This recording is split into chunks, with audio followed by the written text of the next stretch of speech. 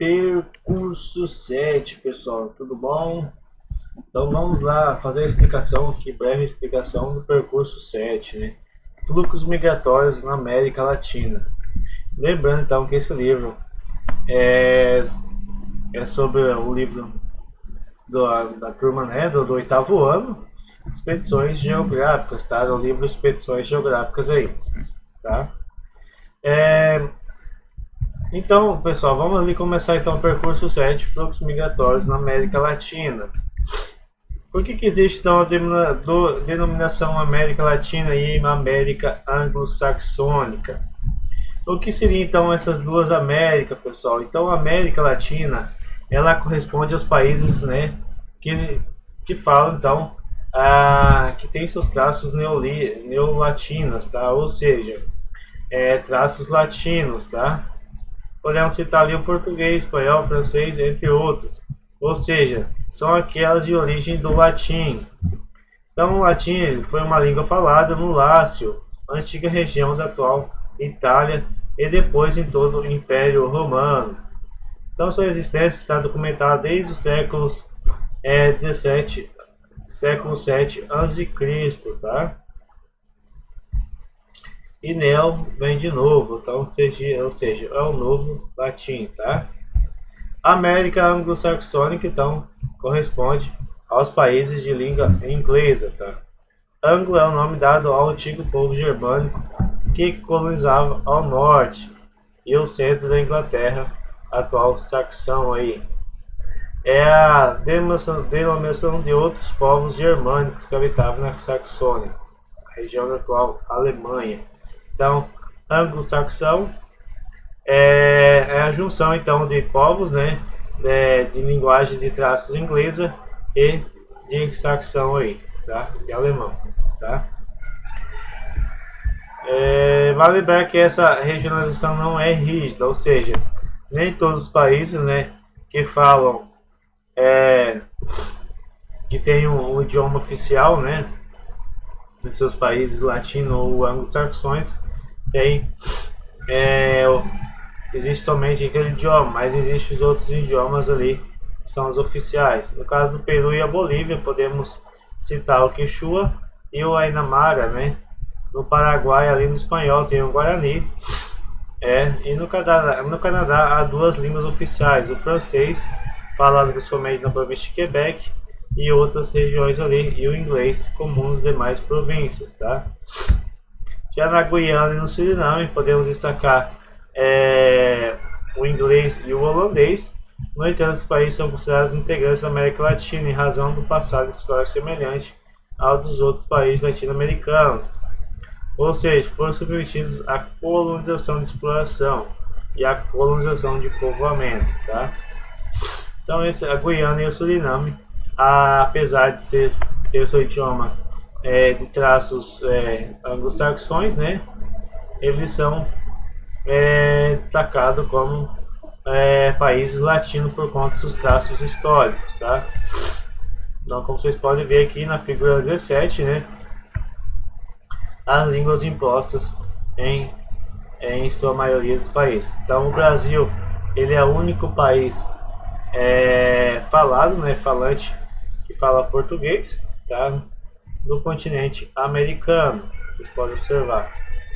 O Brasil hoje é o maior país falante, né, que fala português no mundo, tá? Com cerca de mais de 200 milhões de pessoas que falam o português. Então, a América Latina, pessoal, houve então um movimento inverso, ou seja, lá nos anos 16 ao século 16, perdão, século 16, século 17, 18, recebeu bastante imigrantes, tá? Mas com o tempo, né, com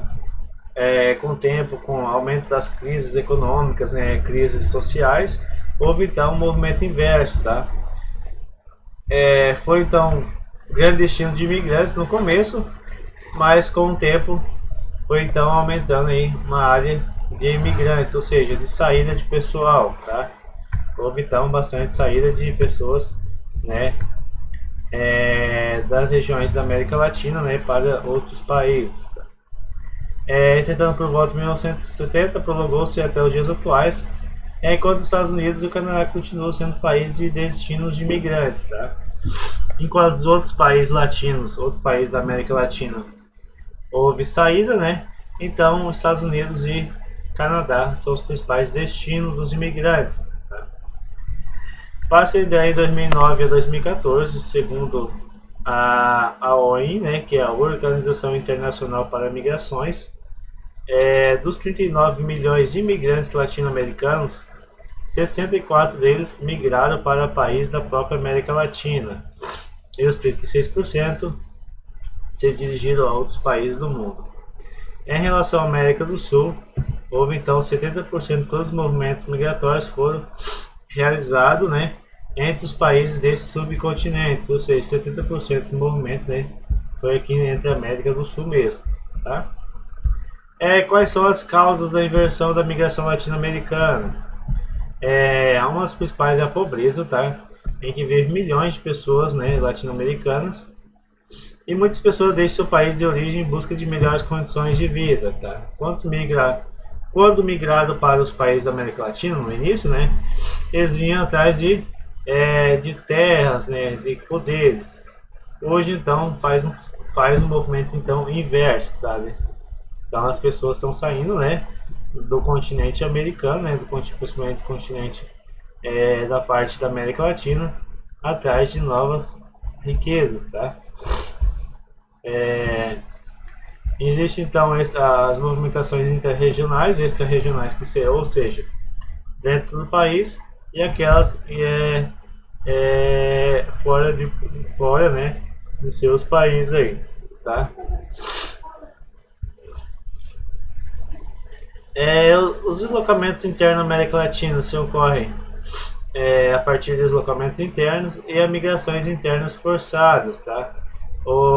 Existe então, além dos deslocamentos, né, ou seja, movimento por conta de guerras, mas também existe aquele migração internas, né, por conta aí, às vezes, né, por megaprojetos agroindustriais, né, por conta de grupos guerrilheiros, entre outras questões aí, que fazem então a população sair da sua localidade ali. Aqui na figura 20 tem o Brasil a causa dos deslocamentos internos forçados no Brasil, tá? Entre 2000 a 2017.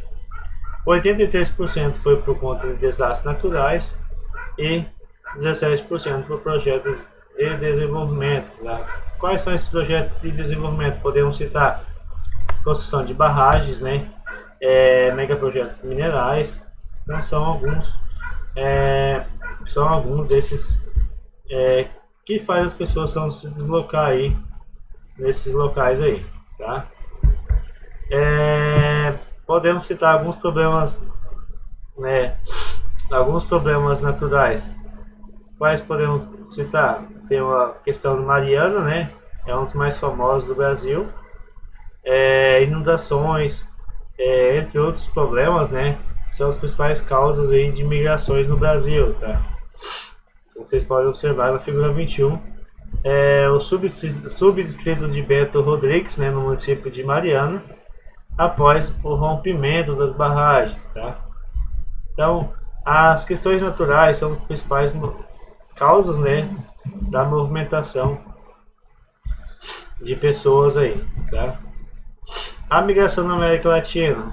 O México ele é usado por migrantes da América Central e da América do Sul, da África e da Ásia para entrar ilegalmente, né, nos Estados Unidos, tá? Então, o México ele serve como um ponto de entrada, pessoal. Apesar que essa região ela é muito perigosa, né, por conta aí, dos grandes problemas que podem ser encontrados ali, tá? Principalmente por narcotraficantes, né? Tem conflitos, entre outros problemas ali que você vai encontrar ali naquela região. Então é a principal ponto de entrada, né? Nesses locais. Então existem alguns locais, né, que